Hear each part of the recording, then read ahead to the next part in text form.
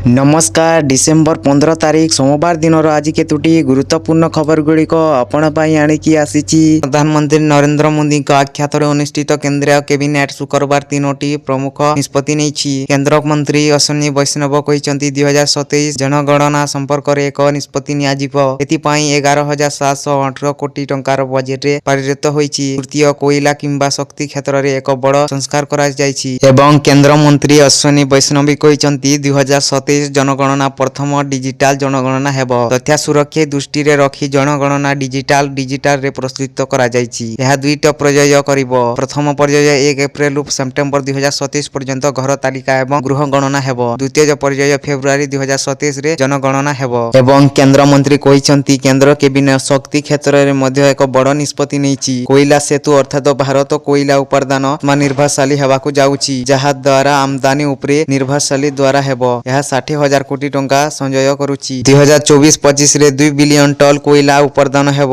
Rail एवं कोयला कौनसी प्रकार अंश द्वारा घरोई विद्युत केंद्र गुड़िक रेकर्ड उच्च कोयला सृष्टि हेउछि। परवर्ती खबर साइबर थाना रे खुलिबो फोरेंसिक यूनिटी। साइबर अपराधी को पंच ओडिशा साइबर ठकई कम्युनि घटक धरा पड़ू नाहांती। किछि हाथ गणनीति मामला छाणी देला एक तृतीयांश ठकई घटना रे पुलिस तदंत धर्म रहिछि। एणिकी साइबर तदंत आहुरी शाणित करिबा लागि राज्यर 34टी साइबर थाना रे फोरेंसिक यूनिटी स्थापन हेबो। एने पुलिस विभाग पक्षर प्रक्रिया आरंभ होईछि। एथिरे 170 जन साइबर विशेषज्ञ को नियुक्त दिया जिवो। एमाने परीक्षागार रे विभिन्न विशेषज्ञ करिवे। परीक्षागार रे एक इलेक्ट्रॉनिक प्रमाण विशेषज्ञ करिवे। डिलीट होइथिबा तथ्य पुनर्थ डिजिटल प्रमाण पत्र आदि कार्य करि जिवो। यहा द्वारा तदंत मामला परिचालन क्षमता वृद्धि सह साइबर अपराधी को एक चिन्हट सुविधा हेबो। एही परीक्षा गुड़िक 80 हार्डवेयर फोरेंसिक उपकरण लाइसेंस प्राप्त सॉफ्टवेयर आदि जोगाई दिया जिवो। खूब शीघ्र साइबर थाना गुड़ी रे फोरेंसिक परीक्षा रे कार्यक्रम हेबो। परवर्ती खबर इंडिगो बड़ घोषणा उड़ाइले बातिल हेबो। यात्री को मिलिबो 10,000 टंका सहायता राशि। एबे भी इंडिगो एयरलाइंस संकट जारी रहिछि। यात्री माने नाही थिवारु असुविधा रे सम्मुखीन हेउछंती। एहाकु नै केंद्र सरकार और इंडिगो मध्य रे विवाद चलीछि। ए सब भितरे इंडिगो एयरलाइंस तरफ रो एक बड़ घोषणा करा जायछि, जहा यात्री को असिस्त करिछि। कंपनी तरफ रो घोषणा करा जायछि जे कि डिसेंबर रो आरंभ देखाइथिबा संकट यात्री मान प्रभावित होइछंती। तेणु सेमानंको 10,000 टंका लेखाए सहायता मिलिबो। एही भाउचर माध्यम रे से गोटिए वर्ष मध्य केबे टिकेट बुकिंग माई व्यवहार करि परिबे। सरकार एबे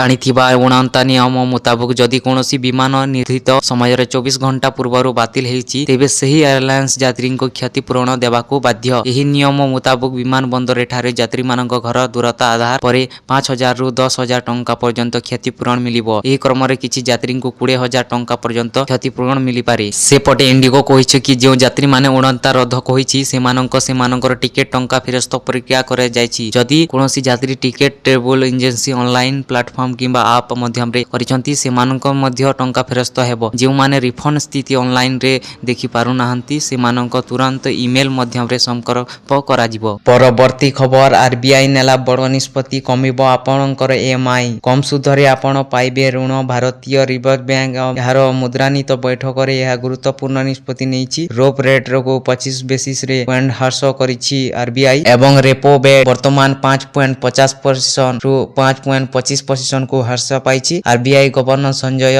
मालहोत्रा कहिसंती जे रेपो रेट ह्रास तुरंत कार्यकारी हेबो। तेबे आरबीआई रे एही पदक्षेप आपणक गृह ऋण ईएमआई ह्रास करिवो एवं एहा द्वारा बैंक गुड़िक कम हार रे ऋण मध्य प्रदान कराबे। एवं आरबीआई गवर्नर संजय मालहोत्रा कहिसंती गत मासटी आम पई एक गुरुत्वपूर्ण चैलेंज थिला, किंतु आगामी मास गुड़िक जीडीपी एवं मुद्रास्फीति उभय दृष्टि भल हेबा संपूर्ण वर्ष पई आमर मुद्रास्फीति 2% रखिबा एने पूर्वमानु रहिछि। तेबे आर्थिक वर्षर प्रथमार्धरे बीजीडी अभिवृद्धि 8% हेबो बोली आकलन करा जायछि। एवं जानिबा उचित जे एमपीसी सदस्य माने सर्वस्तर कर्मे रुपे हार को 25 बेसिस पॉइंट रे ह्रास करिसंती। सीसीआर को 3% रे रखा जायथिला, जेतेबेले सीडीएफ हार 5.25, एमसीपी हार 5.75 एवं बैंक रो हार 5.75 रे रखा जायथिला। परवर्ती खबर अष्टम वेतन बजेट रो बड़ घोषणा। अष्टम वेतन कमिशन वर्तमान सरकारी कर्मचारी एवं पेंशन भोगी पाई सबुठ चर्चित विषय। समस्त जानिबा को चाहछंती जे दरमा एवं पेंशन केबे वृद्धि हेबो एवं 2026 बजेट रे कोनोसी बड़ घोषणा करा जाय नाही। वर्तमान सरकार संसद रे एही सीधा सलग उत्तर दैछंती जे जहा स्पष्ट करिछि जे 8 पे सीपीसी पाई प्रसिद्ध द्रुत गति रे चलीछि एवं 50 लाख रु अधिक केंद्र सरकारी कर्मचारी एवं प्राय 6.9 लाख पेंशन भोगी को 8 पे वेतन कमिशन को सीधा सलग लाभ पाइबाकू जाउछंती। କରିଛନ୍ତି। ତେଣୁ ଏହି ଅପଡେଟ୍ ସାଧାରଣ ଜନତାଙ୍କ ପାଇଁ ବହୁତ